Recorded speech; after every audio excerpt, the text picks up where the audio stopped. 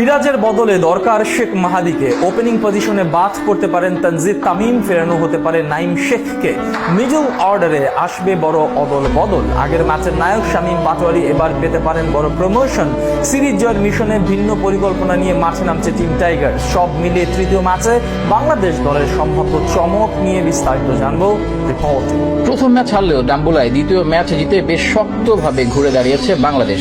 Bat ও বল হাতে দারুণ performance করে লঙ্কানদের বিপক্ষে রীতিমতো রেকর্ড গড়ে জয় ছিনিয়ে এনেছে লিটন দাসের দল। তবে তৃতীয় ম্যাচে মাঠে নামার আগে আসছে বেশ কিছু পরিবর্তন। সিরিজ জয়ের মিশন সামনে রেখে অদল বদল আসতে পারে টাইগার ব্যাটিং ইউনিটে। তাছাড়া মিরাজের পরিবর্তে এই ম্যাচে সুযোগ দেওয়া উচিত সহ-অধিনায়ক শেখ মাহাদি হাসানকে। লঙ্কানদের বিপক্ষে শেষ দুই ম্যাচে মিডল অর্ডারে ব্যাট করতে নেমেছিলেন মেহেদী হাসান মিরাজ, যেখানে একটাতেও টি-20 সুলভ ব্যাটিং করতে পারেনি তিনি। উল্টো ম্যাচের গুরুত্বপূর্ণ সময়ে উইকেট বেরিয়ে দলের চাপ বাড়িয়ে গেছেন। প্রথম ম্যাচে করেছিলেন 23 বলে 29 রান এবং পরের ম্যাচে বিদায় নেন মাত্র 1 রান করে। তাছাড়া বল হাতেও আহামরি ভালো করছেন না তিনি। অন্যদিকে ডেপুটি অধিনায়কের তকমা থাকলেও এখন পর্যন্ত সাইড বেঞ্চে রয়ে গেছেন শেখ মাহাদি। অথচ টি-20 ফরম্যাটে বর্তমানে দেশের সেরা স্পিনার তিনি।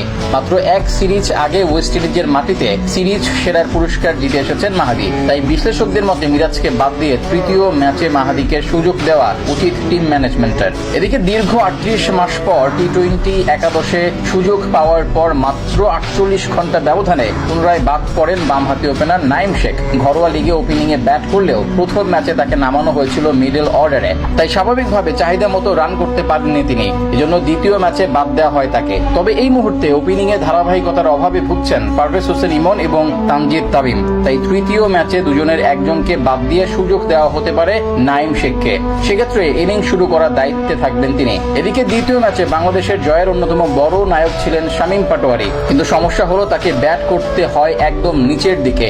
একই অবস্থা ফিনিশার জাকের আলী অনিকের। পর্যাপ্ত বল খেলার সুযোগ পায় না বলে বড় স্কোর খেলতে পারে না তারা। তবে তৃতীয় ম্যাচে যদি মিরাজকে ড্রপ করা হয় সেক্ষেত্রে প্রমোশন পেতে পারেন শামীম হোসেন পাটোয়ারি। আগের ম্যাচে 27 বলে 48 রান করা এই বামহাতি ব্যাটার আসতে পারেন 6 নম্বর পজিশনে। সেক্ষেত্রে জাকের আলী অনিকও এক ধাপ এগিয়ে 7 নম্বরে ব্যাট করার সুযোগ পাবেন, ফলে দুজনই আরো লম্বা সময় ব্যাট করতে পারবেন।